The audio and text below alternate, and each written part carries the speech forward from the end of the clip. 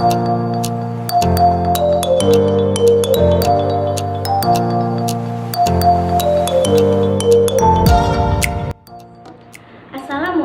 warahmatullahi wabarakatuh. Saya Silva Farera Afista dari kelas Pendidikan Fisika B 2018, jurusan Fisika, Fakultas Matematika dan Ilmu Pengetahuan Alam Universitas Negeri Medan. Di sini saya akan menjelaskan materi mengenai penilaian berbasis tes dan non-tes, di mana hal ini berkaitan dengan pemenuhan tugas mata kuliah penilaian autentik dalam pembelajaran fisika. Maka dari itu, hal yang akan saya jelaskan mengenai penilaian tes, yaitu berkaitan dengan pengertian tes, jenis-jenis tes, ciri tes yang baik, dan analisis tes. Kemudian, untuk penilaian berbasis non-tes, saya akan menjelaskan mengenai penilaian unjuk kerja, penilaian sikap, penilaian proyek, penilaian produk, wawancara, penilaian diri, serta penilaian teman sejawat. Oke, langsung saja untuk yang pertama, yaitu pengertian dari penilaian tes. Apa sih itu penilaian tes? Nah, sebelumnya di slide ini bisa kita lihat bahwasannya ada beberapa pendapat para ahli mengenai apa yang dimaksud dengan tes. Yang pertama itu ada menurut ahli Sumardi Suryabrata, di mana beliau menyampaikan bahwasannya tes merupakan sejumlah pertanyaan-pertanyaan yang harus dijawab atau perintah yang harus dilaksanakan. Setelah itu, tester mengambil kesimpulan dengan cara membandingkan dengan standar atau TST lainnya. Nah, tester itu apa? Tester itu sendiri merupakan orang yang melaksanakan pengambilan tes, sedangkan TST merupakan orang yang mengerjakan tes. Kemudian menurut ahli yang kedua yaitu Frederick G. Brown, di mana ia menyatakan bahwasannya tes itu merupakan prosedur yang sistematik dengan tujuan untuk mengukur sampel perilaku seseorang. Kemudian ada menurut Suharsini Arikunto, ia menyatakan bahwasannya tes merupakan suatu alat untuk memperoleh data-data atau keterangan-keterangan yang diinginkan mengenai seseorang, atau dalam hal ini konteksnya adalah peserta didik. Kemudian menurut Webster Colligates, ia menyatakan bahwasannya tes merupakan sejumlah pertanyaan yang digunakan untuk mengukur keterampilan, pengetahuan, intelijensi, kemampuan, atau bakat yang dimiliki oleh seseorang. Kemudian menurut Anna Anites, ia menyatakan bahwasannya tes merupakan suatu pengukuran yang objektif dan dengan standar sampel perilaku.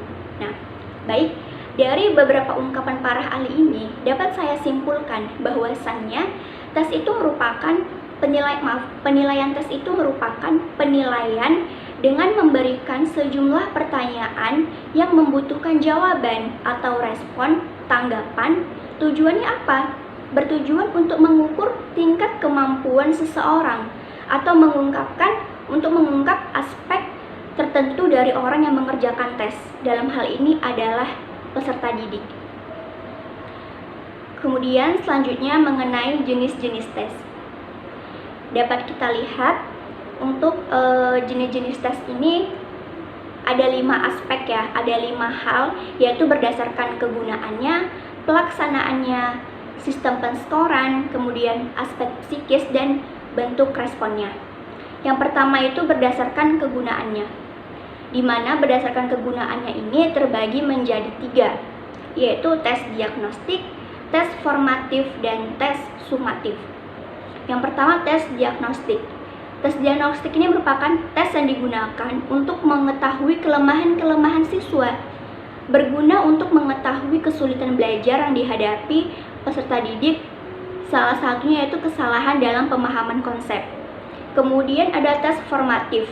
Ini disebut juga dengan tes akhir atau post-tes yang diberikan pada akhir setiap pembelajaran. Ini bisa juga kita sebut dengan ulangan harian. Kemudian ada tes sumatif. Nah, tes sumatif ini tes yang dilaksanakan setelah berakhirnya pemberian sekelompok program atau pembelajaran yang cakupannya lebih luas. Ini dapat kita samakan dengan ulangan akhir semester. Kemudian berdasarkan pelaksanaannya. misalkan pelaksanaannya ini terbagi menjadi 3, yaitu tes tertulis, tes lisan, dan juga tes computer based test. Dimana tes tertulis ini merupakan bentuk tes yang dalam pelaksanaannya ini menggunakan kertas atau tulisan sebagai alat bantu, baik untuk soal tes maupun jawaban tesnya. Kemudian untuk tes lisan merupakan bentuk tes yang pelaksanaannya itu dilakukan secara langsung. Nah, contohnya itu seperti wawancara atau tatap muka secara langsung antara penguji dengan orang yang diuji. Kemudian computer based test. Di sini tes yang dalam pelaksanaannya menggunakan alat bantu berupa komputer. Kemudian yang ketiga itu ada berdasarkan sistem penskoran. Di sini terbagi menjadi 2, yaitu tes objektif dan tes subjektif. Di mana tes objektif ini merupakan karena penilaiannya ini objektif, karena siapa saja yang memeriksa lembar jawabannya maka akan menghasilkan skor yang sama. Jadi ada 3 jenis tes objektif, itu bisa berupa benar salah, menjodohkan, ataupun pilihan berganda. Kemudian ada tes subjektif, di mana ini yang penskorannya ini dipengaruhi oleh jawaban peserta tes dan pemeriksa tes atau pemberi skor. Jadi jawaban yang sama ini dapat memberikan skor yang berbeda oleh pemberi skor yang berlainan. Jadi ini tuh biasanya soalnya ini seperti bisa dalam bentuk uraian gitu kan, dengan menggunakan kata seperti jelaskan, mengapa, bagaimana, atau simpulkan, seperti itu. Kemudian yang keempat adalah berdasarkan aspek psikis. Di sini terbagi menjadi 5, yaitu tes intelijensi, tes kemampuan, tes sikap, tes kepribadian, dan tes hasil belajar. Nah, yang pertama itu adalah tes intelijensi, di mana tes intelijensi ini tes yang dilaksanakan dengan tujuan untuk mengungkap atau mengetahui tingkat kecerdasan seseorang. Kemudian ada tes kemampuan, yaitu tes yang dilaksanakan untuk mengungkapkan kemampuan dasar atau bakat khusus yang dimiliki oleh peserta didik. Kemudian yang ketiga yaitu tes sikap, yaitu tes yang digunakan untuk mengukur berbagai sikap seseorang. Di sini dalam konteksnya di dalam kelas ya, seperti itu. Kemudian ada tes kepribadian, yaitu tes yang bertujuan mengungkap ciri khas dari seseorang berdasarkan sifat lahiriahnya. Kemudian ada tes hasil belajar tes. Ini tes yang digunakan untuk mengungkap tingkat pencapaian atau prestasi belajar. Kemudian berdasarkan bentuk responnya, yaitu verbal test. Verbal test ini verbal test dan non-verbal test. Yang pertama ada yaitu verbal test, di mana verbal test suatu tes yang menghendaki respon dalam bentuk ungkapan kata-kata atau kalimat, baik secara lisan maupun tertulis gitu. Kemudian untuk non-verbal yaitu tes yang menghendaki respon berupa tindakan atau tingkah laku. Jadi respon yang dikehendaki itu berbentuk melalui perbuatan atau gerakan gitu, seperti tes praktikum. Selanjutnya adalah ciri-ciri tes yang baik. Mengingat pentingnya sebuah tes, apalagi apabila digunakan sebagai alat pengambil keputusan, tentunya kita membutuhkan tes yang baik. Maka dari itu, karakteristik tes yang baik itu mencakup validitas, reliabilitas, objektivitas, praktikabilitas, dan ekonomis. Nah, yang pertama itu validitas. Apa sih itu validitas? Nah, sebuah tes itu dapat dikatakan valid apabila tes tersebut dapat dengan tepat mengukur apa yang hendak diukur. Misalkan, kita ingin mengukur kemampuan berbicara seseorang, maka tes yang harus kita ajukan adalah tes secara lisan, bukan secara tertulis, begitu kan? Kemudian reliabilitas. Reliabilitas ini mengacu kepada konsistensi dari hasil. Meskipun tes tersebut diberikan beberapa kali kepada siswa, harus menghasilkan hasil yang sama, tetap atau konsisten, begitu. Kemudian yang ketiga ada objektivitas, di mana di sini mengacu kepada ketetapan atau konsistensi pada sistem penskorannya. Objektivitas inilah yang menunjukkan tidak adanya unsur pribadi yang mempengaruhi penskoran atau hasil. Kemudian ada ekonomis. ekonomis di sini maaf sebelumnya, yaitu praktikabilitas, di mana praktikabilitas ini mengacu kepada kepraktisan dan kemudahan dalam pengadministrasian. Dalam arti di sini menunjukkan bahwa tes mudah dilaksanakan, mudah diperiksa, dan dilengkapi dengan petunjuk yang jelas. Kemudian ada ekonomis, di sini menunjukkan bahwa tidak memerlukan biaya yang mahal atau waktu yang lama dan tenaga yang banyak. Yang terpenting, tes tersebut dapat terselenggarakan dengan baik. Kemudian ada langkah-langkah pengembangan tes.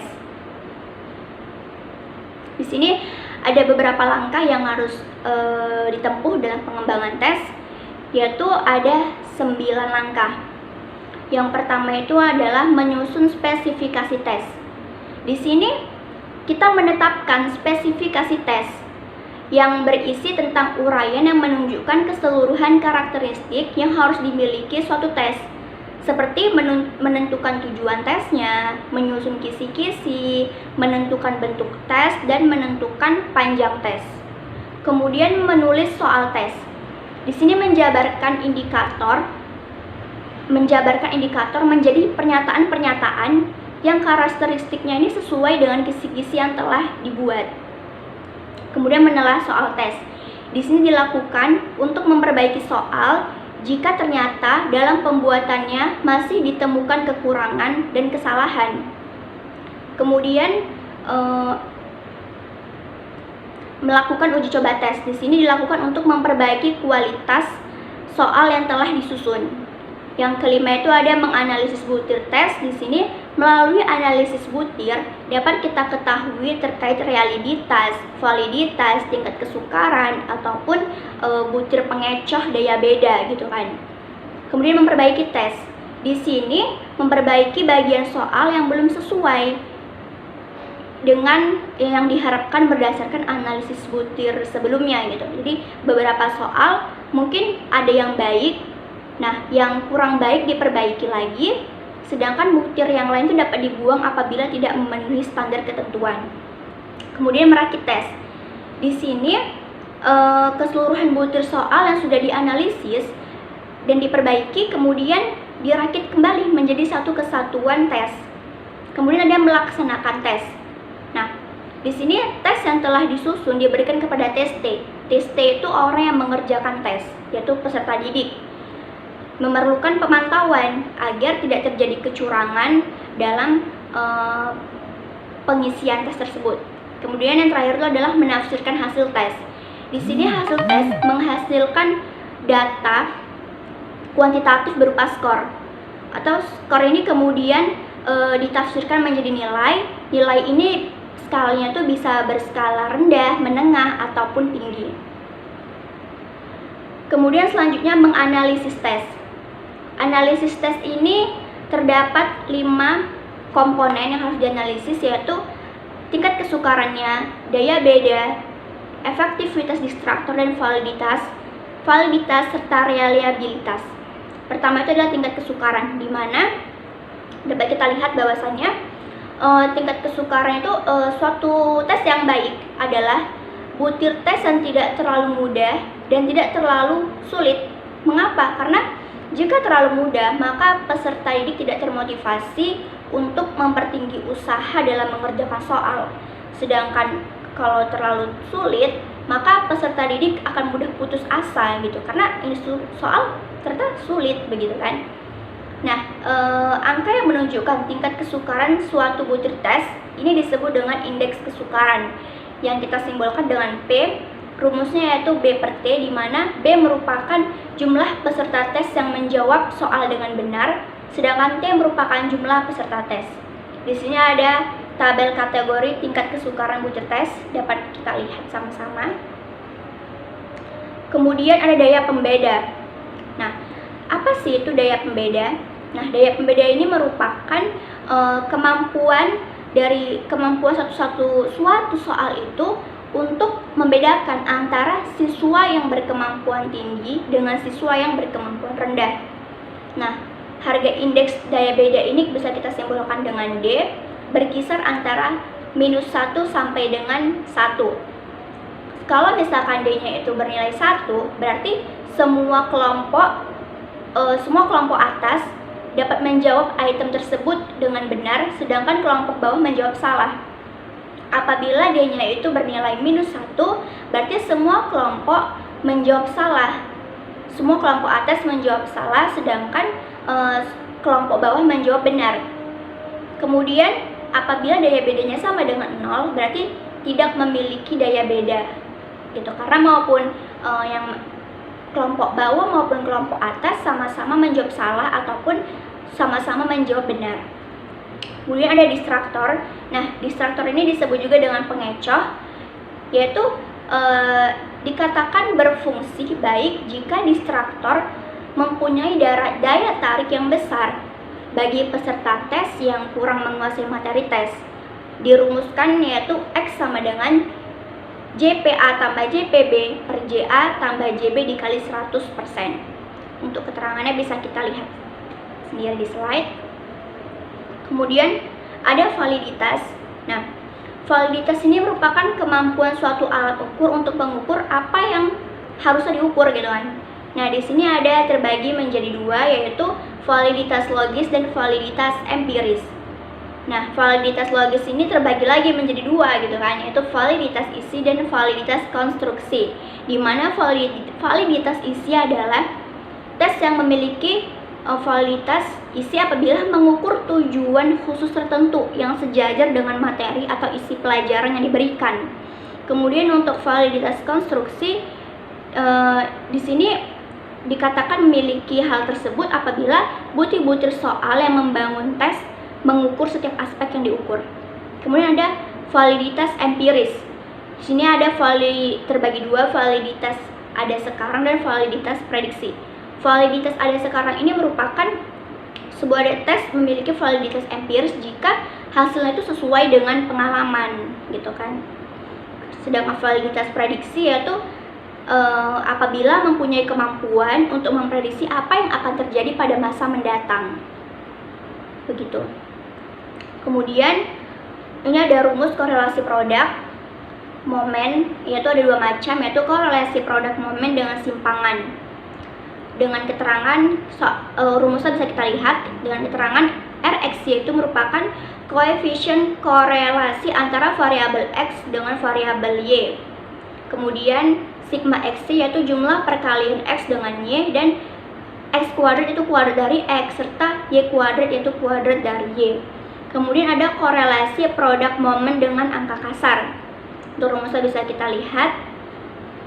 Kemudian di sini ada koefisien korelasi selalu terdapat antara -1 sampai 1 nilainya. Oke. Kemudian yang terakhir itu ada reliabilitas, di mana tujuan utamanya ini dia untuk mengetahui tingkat ketepatan atau presisi kan, dan mengetahui konsistensi skor tes. Kemudian indeks reliabilitasnya itu dia berkisar antara 0 sampai 1.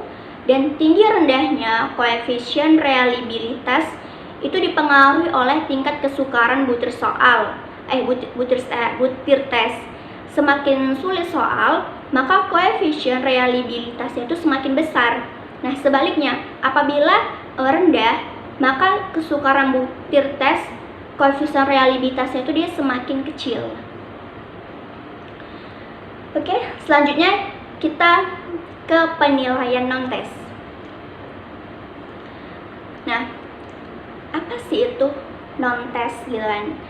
Nah, non-tes ini merupakan cara penilaian hasil belajar peserta didik yang dilakukan tanpa menguji peserta didik tanpa menguji peserta didik. Jadi di sini tuh dengan melakukan pengamatan secara sistematis, gitu. Jadi teknik evaluasi non-tesnya ini berarti melaksanakan penilaian dengan tidak menggunakan tes, menilai kepribadian yang berhubungan dengan kegiatan belajar dalam pendidikan, bisa secara individu maupun kelompok, gitu.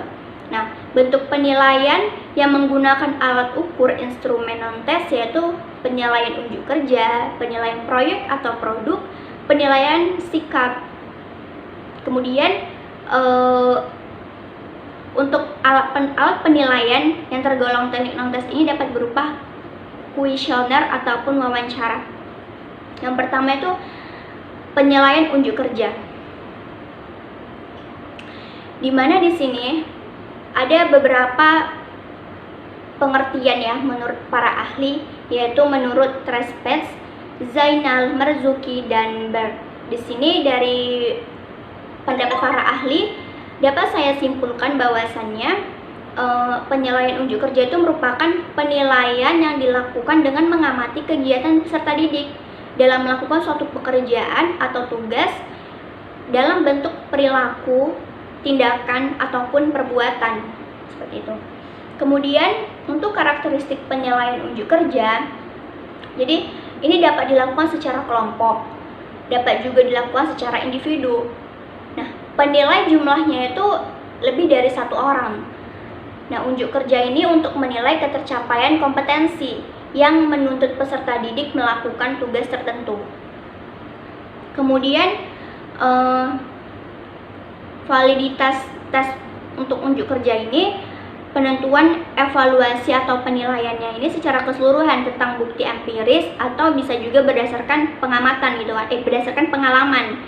Jadi teori yang mendukung ketepatan, kesesuaian pemahaman, dan tindakan berdasarkan skor tes atau bentuk pengukuran yang lain. Kemudian ada realitas tes unjuk kerja. Jadi ini berhubungan dengan konsistensi, kestabilan atau ketetapan. Ini sudah saya jelaskan di slide sebelumnya kan. Kemudian adalah pengembangan penilaian unjuk kerja. Di sini yaitu ada beberapa langkah, yaitu mengidentifikasi. Maksudnya mengidentifikasi langkah-langkah apa yang diperlukan atau yang diperlukan yang mempengaruhi hasil akhir.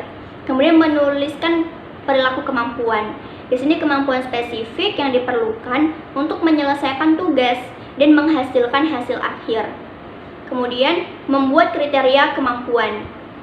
Disarankan yang diukur itu tidak terlalu banyak sehingga semua kriteria tersebut dapat diobservasi selama siswa melaksanakan tugas dalam waktu yang singkat, seperti itu. Kemudian mendefinisikan dengan jelas kriteria kemampuan yang diukur berdasarkan kemampuan siswa yang bisa diamati. Kemudian mengurutkan kriteria. Di sini kriteria kemampuan yang diukur itu berdasarkan urutan yang dapat diamati.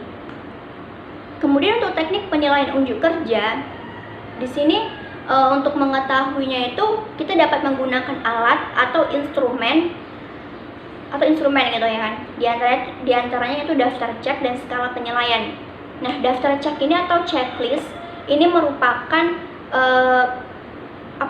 peserta didik dapat mendapatkan nilai apabila kriteria penguasaan kemampuan tertentu dapat diamati oleh penilai. Jadi kalau tidak dapat diamati, peserta didik tidak akan mendapatkan nilai.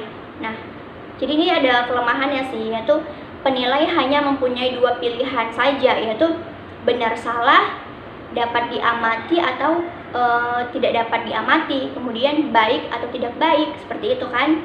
Karena di sini tuh tidak mendapatkan nilai tengah gitu.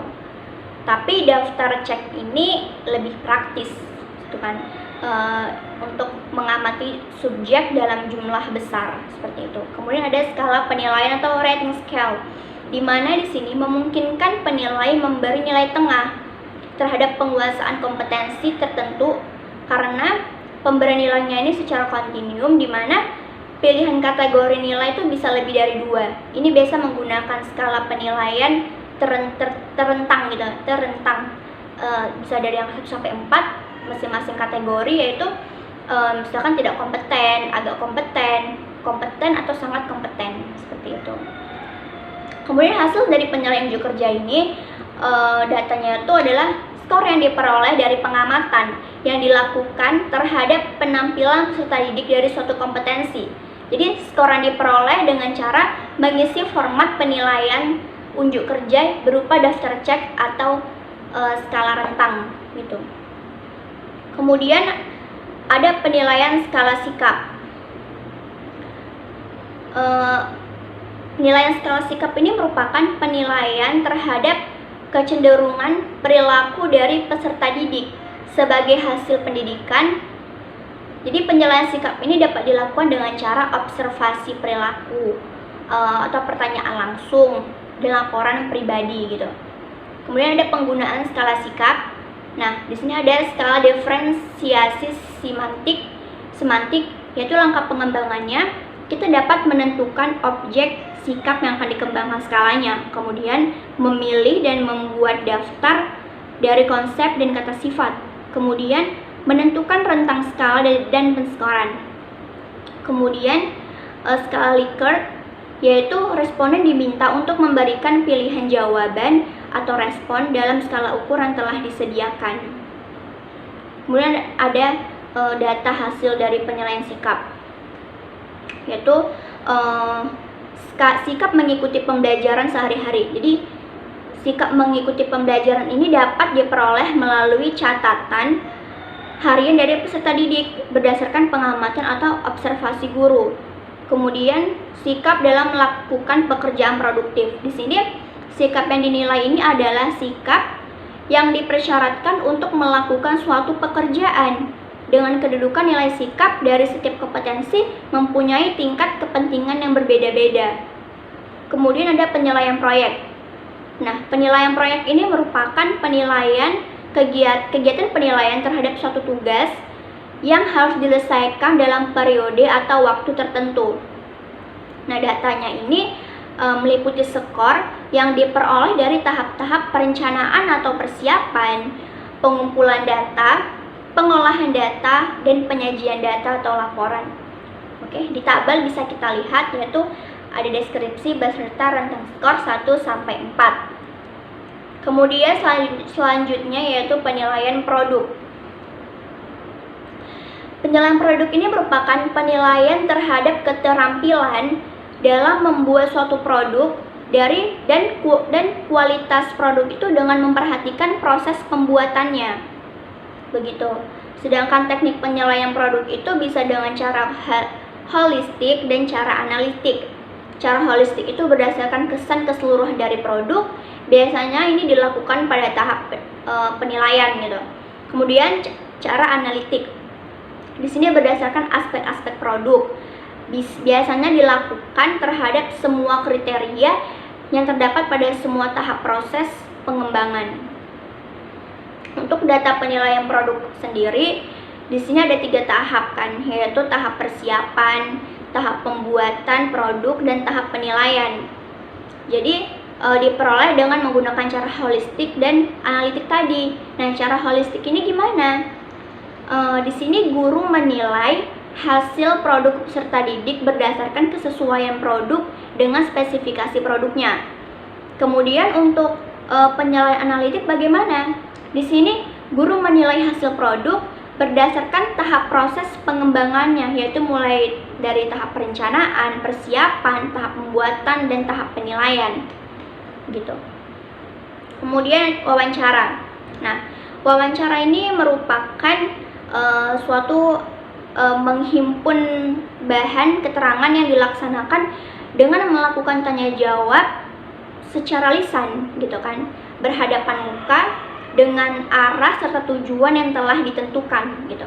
Dilakukan untuk memperoleh informasi secara mendalam, bisa tentang wawasan, pandangan, atau aspek kepribadian peserta didik yang jawabannya itu diberikan secara lisan dan spontan. Kemudian data hasil wawancara. Di sini pada umumnya dicari frekuensi jawaban responden untuk setiap alternatif yang ada di setiap soal gitu kan. Nah, frekuensi yang paling tinggi ini dapat ditafsirkan sebagai kecenderungan jawaban sebagai alat ukur tersebut. Kemudian ada penilaian diri. Nah, penilaian diri ini merupakan jenis penilaian yang melibatkan peserta didik untuk menilai pekerjaannya, baik dalam proses maupun produk yang berhubungan dengan hasil belajar siswa.